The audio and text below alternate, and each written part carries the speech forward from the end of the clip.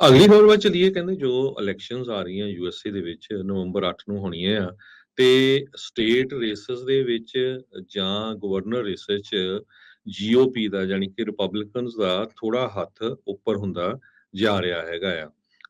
ਦੋ ਮੇਨ ਰੇਸਸ ਜੇ ਆਪਾਂ ਵੈਸਟ ਕੋਸਟ ਦੇਖਿਆ ਜਾਵੇ, ਇੱਕ ਜੋ ਬਾਈਡਨ ਹੋਣਾ ਨੇ ਕਹਿੰਦੇ 2020 ਚ ਉਹਨਾਂ ਦੇ ਜਦੋਂ ਪ੍ਰੈਜ਼ੀਡੈਂਟ ਸੀ ਕਾਫੀ ਡਬਲ ਡਿਜਿਟ ਫਰਕ ਨਾਲ ਜਿੱਤੀ ਸੀ ਓਰੇਗਨ ਦੇ ਵਿੱਚ। ਉੱਥੇ ਜਿਹੜੀ ਕਾਂਗਰਸਮੈਨ ਦੀ ਸੀਟ ਆ ਉਹ ਡੈਮੋਕ੍ਰੇਟਸ ਇਸ ਟਾਈਮ ਕਾਫੀ ਸਟਰਗਲ ਕਰ ਰਹੇ ਹੈਗੇ ਆ। ਇਸੇ ਤਰ੍ਹਾਂ ਕੈਲੀਫੋਰਨੀਆ ਦੇ ਵਿੱਚ ਵੀ ਕੁਝ ਸੀਟਸ ਜੋ ਰਿਪਬਲਿਕਨਸ ਹਾਰ ਗਏ ਸੀ ਤੇ ਉਹ ਦੁਬਾਰਾ ਕੀ ਫੇਰ ਉਹਨਾਂ ਦੇ ਕੋਲ ਜਾ ਸਕਦੀ ਆ। ਕੈਲੀਫੋਰਨੀਆ ਦੀ 13 ਡਿਸਟ੍ਰਿਕਟ ਤੇ ਓਰੇਗਨ ਦੀ 6th ਡਿਸਟ੍ਰਿਕਟ। ਸੈਂਟਰਲ ਕੈਲੀਫੋਰਨੀਆ ਵੈਲੀ ਦੇ ਵਿੱਚ ਡੈਮੋਕ੍ਰੇਟ ਐਡਮ ਗਰੇ ਤੇ ਰਿਪਬਲਿਕਨ ਜੌਨ ਡੁਆਰਟੇ ਇਹ ਲੌਕਡ ਅਪ ਆ ਟਾਈਟ ਰੇਸ ਦੇ ਵਿੱਚ। ਤੇ ਜਿਹੜੀ ਇਹ ਨਵੀਂ ਡਰਾਨ ਸੀਟ ਹੋਈ ਸੀ 11% ਪੁਆਇੰਟ ਦੇ ਨਾਲ, ਪਿਛਲੀ ਵਾਰੀ ਇਹ ਜਿੱਤੇ ਸੀਗੇ। ਇਸੇ ਤਰ੍ਹਾਂ ਜੋ ਅਲਾਸਕਾ ਦੇ ਵਿੱਚ ਡੈਮੋਕ੍ਰੇਟਸ ਦਾ ਥੋੜਾ ਜਿਹਾ ਹੱਥ ਇਸ ਟਾਈਮ ਉੱਪਰ ਹੈਗਾ ਆ, ਪਰ ਫਲੋਰੀਡਾ ਦੇ ਵਿੱਚ ਡੈਮੋਕ੍ਰੇਟਸ ਦਾ ਹੱਥ ਪਿਛਲੀ ਵਾਰੀ ਨਾਲੋਂ ਕਾਫੀ ਡਾਊਨ ਗਿਆ। ਕਹਿੰਦੇ ਵੀ 4 ਹਾਊਸ ਦੀਆਂ ਰੇਸਸ ਰਿਪਬਲਿਕਨ ਦੀ ਤਰਫ ਵੱਧ ਰਹੀਆਂ ਹੈਗੀਆਂ ਆ। ਦੋ ਮੇਨ ਫੈਕਟਰ ਉਹਦੇ ਵਿੱਚ ਹੈਗੇ ਆ।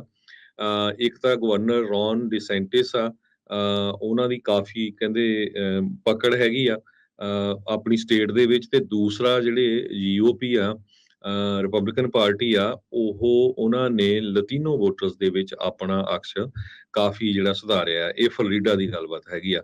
ਤੇ ਇਸੇ ਤਰ੍ਹਾਂ ਜੋ ਗਵਰਨਰਸ ਦੀਆਂ ਰੇਸਿਸ ਹੈਗੀਆਂ ਆ ਉਹਨਾਂ ਦੇ ਵਿੱਚ ਵੀ ਜਿਹੜਾ ਆ ਕਾਫੀ ਹੱਥ ਰਿਪਬਲਿਕਨ ਦਾ ਉੱਪਰ ਹੋ ਸਕਦਾ ਆ। ਪਿਛਲੇ 8 ਸਾਲਾਂ ਦੇ ਵਿੱਚ ਰਿਪਬਲਿਕਨਸ ਨੇ ਮੈਰੀਲੈਂਡ ਦੇ ਗਵਰਨਰ ਲੈਰੀ ਹੋਗਨ ਤੇ ਮੈਸਾਚੂਸਟਸ ਦੇ ਗਵਰਨਰ ਚਾਰਲੀ ਬੇਕਰ, ਇਹ ਐਵੀਡੈਂਟ ਹੈਗੇ ਆ ਵੀ ਜੀਓਪੀ ਦਾ ਬੇਸ ਕਾਫੀ ਉੱਥੇ ਉੱਪਰ ਹੈਗਾ ਆ।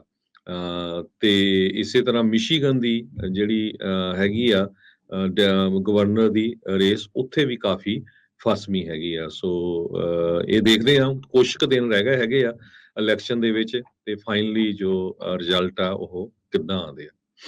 ਜੀ ਬਿਲਕੁਲ, ਅਕਸਰ ਇਹ ਦੇਖਿਆ ਗਿਆ ਜਿਹੜੇ ਵੀ ਸਿਟਿੰਗ ਪ੍ਰੈਜ਼ੀਡੈਂਟ ਦੀ ਪਾਰਟੀ ਵਾਲੇ ਆ ਉਹ ਹਾਊਸ ਦੇ ਵਿੱਚ ਬਹੁਤ ਸਾਰੀਆਂ ਸੀਟਾਂ ਲੂਜ਼ ਕਰਦੇ ਹੁੰਦੇ ਆ ਮਿਡ ਟਰਮ ਇਲੈਕਸ਼ਨ ਦੇ ਵਿੱਚ। ਇਹ ਇਤਿਹਾਸਿਕ ਤੌਰ ਦੇ ਉੱਤੇ ਦੇਖਿਆ ਗਿਆ ਆ, ਤੇ ਇਸ ਵਾਰੀ ਵੀ ਕੋਈ ਵਰਤਾਰਾ ਲੱਗਦਾ ਨਹੀਂ ਕੋਈ ਡਿਫਰੈਂਟ ਹੋਊਗਾ।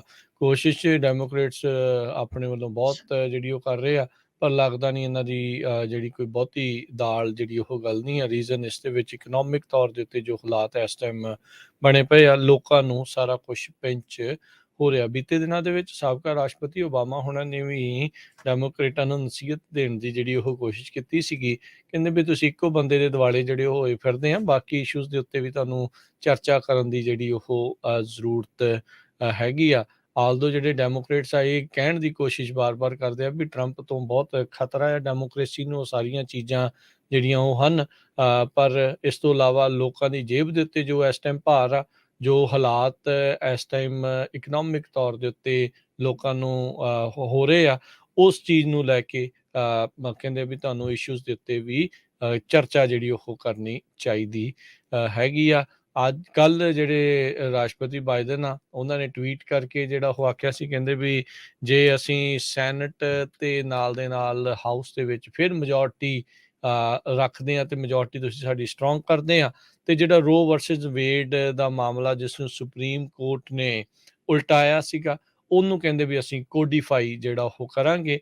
ਤੇ ਹੁਣ ਬਰਥ ਕੰਟਰੋਲ ਦੇ ਉੱਤੇ ਜਿਹੜੇ ਨਵਾਂ ਇੱਕ ਕੇਸ ਆ ਸੁਪਰੀਮ ਕੋਰਟ ਆ ਉਹ ਸੁਣ ਜਾ ਰਹੀ ਹੈ। ਕਹਿੰਦੇ ਵੀ ਅਸੀਂ ਉਸ ਨੂੰ ਵੀ ਮਜ਼ਬੂਤ ਕਰਨ ਦੀ ਜਿਹੜੀ ਆ ਲੈਜਿਸਲੇਟਿਵ ਤੌਰ ਦੇ ਉੱਤੇ ਕੋਸ਼ਿਸ਼ ਜਿਹੜੀ ਹੈ, ਕਾਨੂੰਨੀ ਤੌਰ ਦੇ ਉੱਤੇ ਜਿਹੜੀ ਕੋਸ਼ਿਸ਼ ਆ ਉਹ ਕਰਾਂਗੇ, ਕੋਡੀਫਾਈ ਕਰਾਂਗੇ, ਵੀ ਉਸ ਨੂੰ ਪੱਕਾ ਜਿਹੜਾ ਲਾ ਆਫ ਦਾ ਲੈਂਡ ਜਿਹੜਾ ਉਹ ਬਣਾਵਾਂਗੇ। ਪਰ ਦੇਖੋ ਕੀ ਹੁੰਦਾ ਆ, ਲੋਕਾਂ ਦੇ ਮਨਾਂ ਦੇ ਉੱਤੇ ਉਹ ਇਸ਼ੂਜ਼ ਦੇ ਨਾਲੋਂ ਹੋਰ ਕਿਹੜੇ ਇਸ਼ੂਜ਼ ਇਸ ਟਾਈਮ ਹਾਵੀ ਨੇ। ਸਭ ਤੋਂ ਵੱਧ ਤਾਂ ਹਰ ਇੱਕ ਨੂੰ ਉਦੋਂ ਪਿੰਚ ਜਿਹੜਾ ਉਹ ਡੈਫੀਨੇਟਲੀ ਹੁੰਦਾ ਆ ਵੀ ਗੈਸ ਭਰਾਉਂਦੇ ਆ ਤਾਂ ਦਿਲ ਦੇ ਵਿੱਚ ਦਰਦ, ਤੇ ਗਰੋਸਰੀ ਲੈਣ ਜਾਂਦੇ ਆ ਤਾਂ ਦਿਲ ਦੇ ਵਿੱਚ ਦਰਦ, ਰੈਂਟ ਦੇਣਾ ਹੁੰਦਾ ਤਾਂ ਇਹ ਦਰਦ, ਮਾਰਗੇਜ ਦੇ ਰੇਟਸ ਦੇਖੋ ਤਾਂ ਲੋਕਾਂ ਨੂੰ ਜਿਹੜੀ ਉਹ ਪੀੜ ਆ। ਸੋ ਇਹ ਇਸ ਟਾਈਮ ਸਭ ਤੋਂ ਵੱਡੀ ਜਿਹੜੀ ਸਮੱਸਿਆ ਆ ਉਹ ਇਕਨੋਮਿਕ ਤੌਰ ਦੇ ਉੱਤੇ ਜਿਹੜੀ ਆ ਰਹੀ ਆ। ਰਿਸੈਸ਼ਨ ਆ ਰਿਹਾ ਆ, ਇਨਫਲੇਸ਼ਨ ਨਹੀਂ ਜਿਹੜੀ ਉਹ ਕਾਬੂ ਹੋ ਰਹੀ।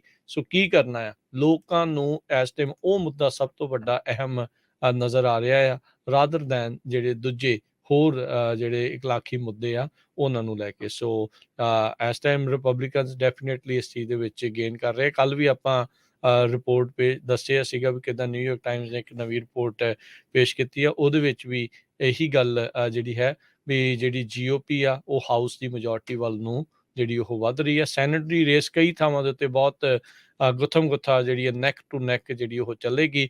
50-50 ਈਵਨਲੀ ਸਪਲਿਟ ਸੈਨੇਟ ਕਿੱਧਰ ਨੂੰ ਜਿਹੜੀ ਉਹ ਊਂਠ ਕਿਸ ਕਰਵਟ ਬੈਠੂਗਾ ਉਹ ਦੇਖਣ ਵਾਲੀ ਗੱਲ ਆ। ਉੱਥੇ 10 ਤੋਂ 14 ਮੈਨੂੰ ਲੱਗਦਾ ਸੀਟਾਂ ਦੀ ਸਿਰਫ ਮੈਜੋਰਟੀ ਰਹਿ ਗਈ ਹੈ ਡੈਮੋਕ੍ਰੇਟਸ ਕੋ ਹਾਊਸ ਦੇ ਵਿੱਚ, ਤੇ ਉਹ ਇਸ ਵਾਰ ਇਹਨਾਂ ਦੇ ਲੂਜ਼ ਕਰਨ ਦੇ ਚਾਂਸਸ ਜਿਹੜੇ ਉਹ ਕਾਫੀ ਜ਼ਿਆਦਾ ਇਸ ਟਾਈਮ ਵੱਧਦੇ ਜਾ ਰਹੇ ਹੈਗੇ।